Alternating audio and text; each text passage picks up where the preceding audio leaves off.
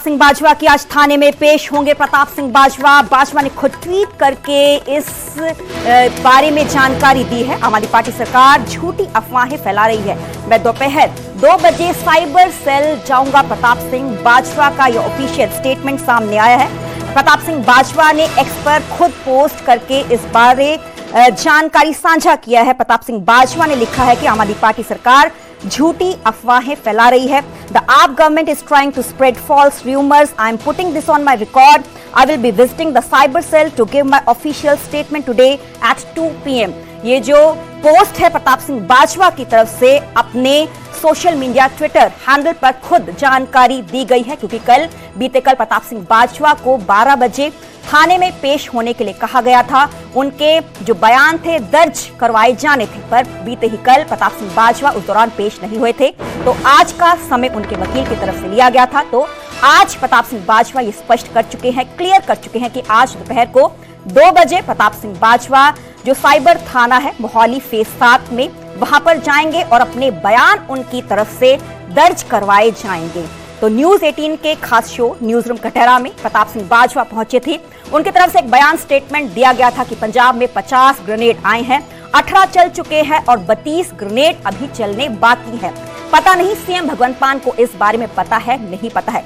इस बयान को लेकर सियासी घमासान मचा हुआ है। FIR दर्ज प्रताप सिंह बाजवा पे की गई थी, जिस सब के चलते बीते ही कल प्रताप सिंह बाजवा को पेश होने के लिए कहा गया था, पर अब आज प्रताप सिंह बाजवा ये क्लियर कर चुके हैं कि आज दोपहर को 2 बजे प्रताप सिंह बाजवा साइबर थाने में पेश होंगे और उनकी तरफ से अपने बयान दर्ज करवाए जाएंगे। मेरे साथ मेरे सहयोगी चंडीगढ़ से लाइव जुड़े हुए हैं पंकज कपाही।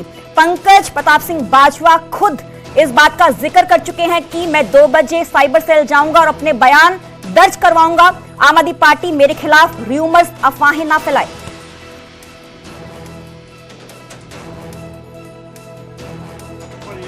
चला था तो उस दौरान पंजाब पुलिस की एक टीम जो है प्रताप सिंह बाजवा के घर पहुंची थी। उनसे ये पूछा गया कि उनके सोर्स क्या है, कहां से उनको ये इन्फॉर्मेशन मिली है और 32 जो आप अभी भी ग्रेनेड का जिक्र कर रहे हो वो कहां पर हैं।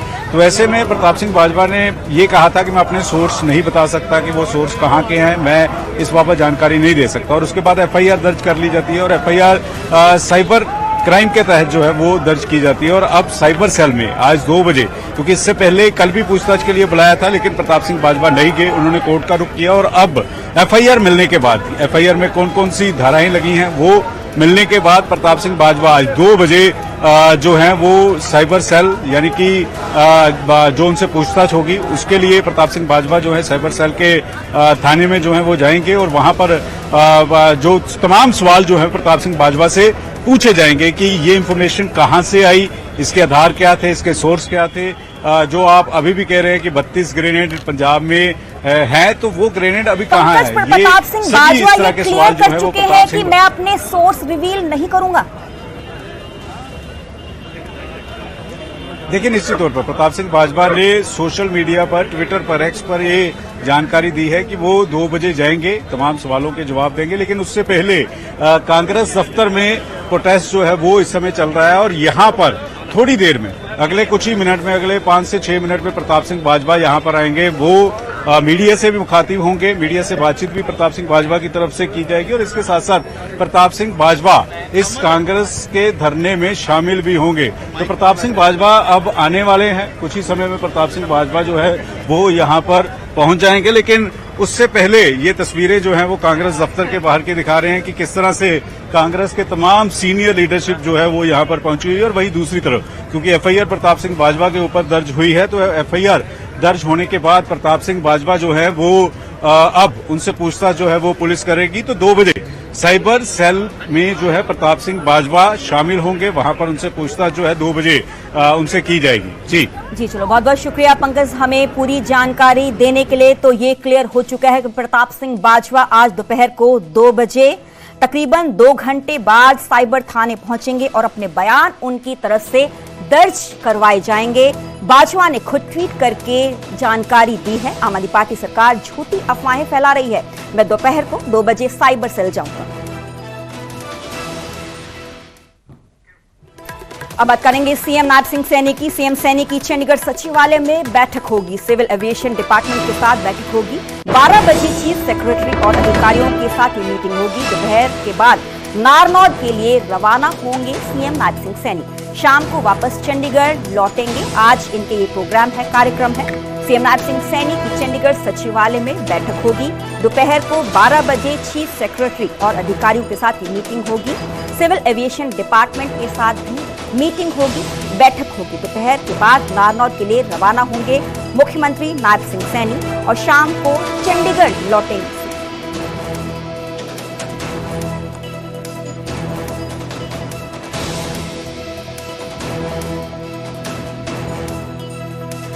सीएम सैनी की चंडीगढ़ सचिवालय में 12 बजे बैठक शुरू होगी। सिविल एविएशन डिपार्टमेंट के साथ ये बैठक की जाएगी। तमाम मुद्दे विचारे जाएंगे। 12 बजे चीफ सेक्रेटरी और अधिकारियों के साथ भी बैठक होगी। मेरे साथ मेरे सहयोगी अंकित दुरानी फोन लाइन पे जुड़े हुए हैं। अंकित, इस बैठक का क्या कुछ एजेंडा, क्या कुछ मोटिव? बिल्कुल, सिविल एविएशन डिपार्टमेंट की बैठक है और बैठक के अंदर मुख्य रूप से एजेंडा जो है वो हिसार एयरपोर्ट और अंबाला एयरपोर्ट को लेकर के है। हिसार एयरपोर्ट को हमने देखा है कि कल ही प्रधानमंत्री नरेंद्र मोदी ने उद्घाटन किया है, तो उसको लेकर के और क्या अभी कमियां हैं, किन किन चीजों को सुधारा जा सकता है, क्या क्या वहां काम और करने के हैं, उसको लेकर के बैठक है। वहीं अंबाला एयरपोर्ट जिसके अभी कुछ लाइसेंस आने बाकी है और वहाँ वो जल्दी से जल्दी कैसे शुरू हो, तो उनको लेकर के ये बैठक हो रही है। विपुल गोयल जो नागरिक उड्डयन मंत्री हैं वो भी बैठक के अंदर मौजूद हैं, अधिकारी मौजूद हैं, खुद मुख्यमंत्री बैठक ले रहे हैं और भी हवाई पट्टियां जहां जहां पूरे प्रदेश के अंदर हैं तो उनको रिव्यू किया जाएगा। तो पूरे विभाग की रिव्यू बैठक हम कह सकते हैं कि रिव्यू बैठक मुख्यमंत्री नायब सैनी ले रहे हैं। जी चलो, बहुत बहुत शुक्रिया अंकित हमें पूरी जानकारी देने के लिए।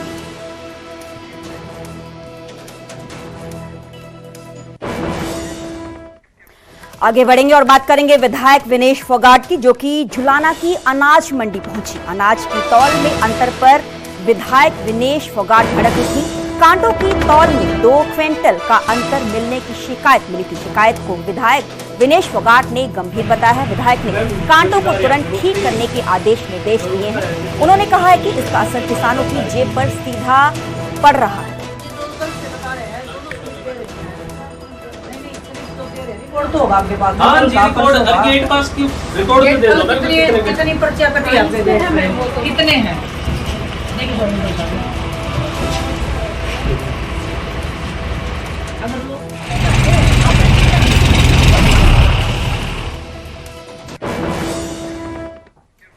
और अब बात उस शख्स की जिसने एक प्रण लिया और 14 साल तक अपने पैरों में जूते चप्पल नहीं पहने।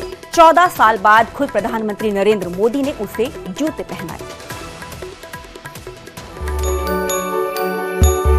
क्यों कर दिया?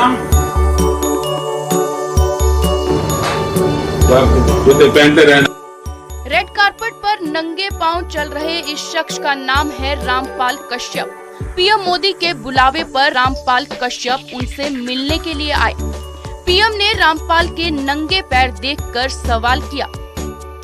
अरे भाई, आपने ऐसा क्यों कर दिया? अच्छा, सारी उम्र ही रहेगा।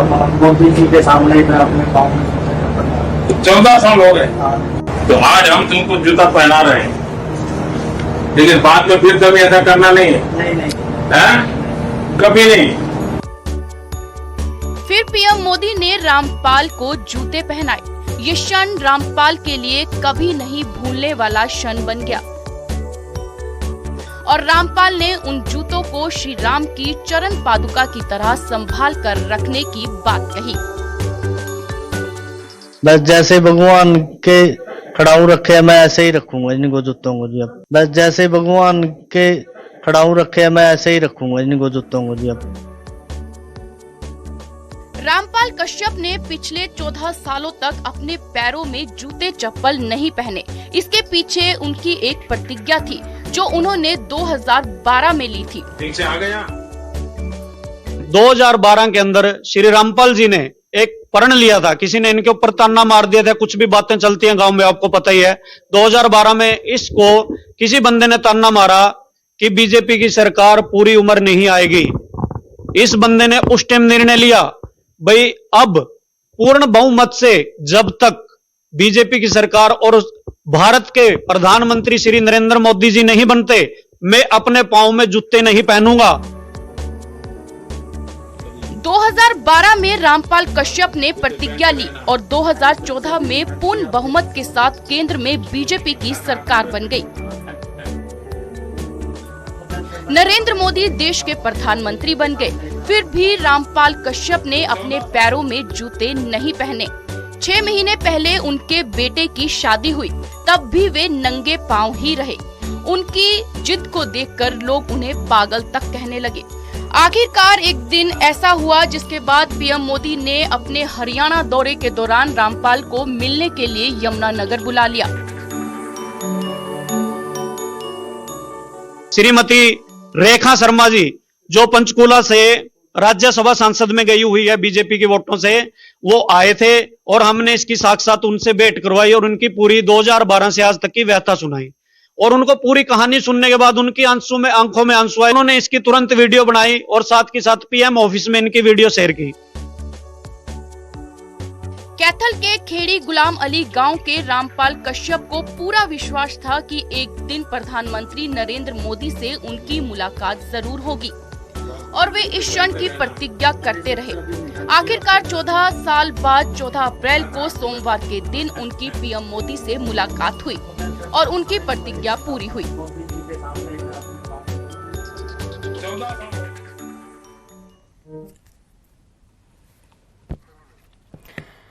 तो हमारे साथ रामपाल कश्यप, मोदी के प्रशंसक खुद जुड़े हुए हैं। सर, बहुत बहुत स्वागत है आप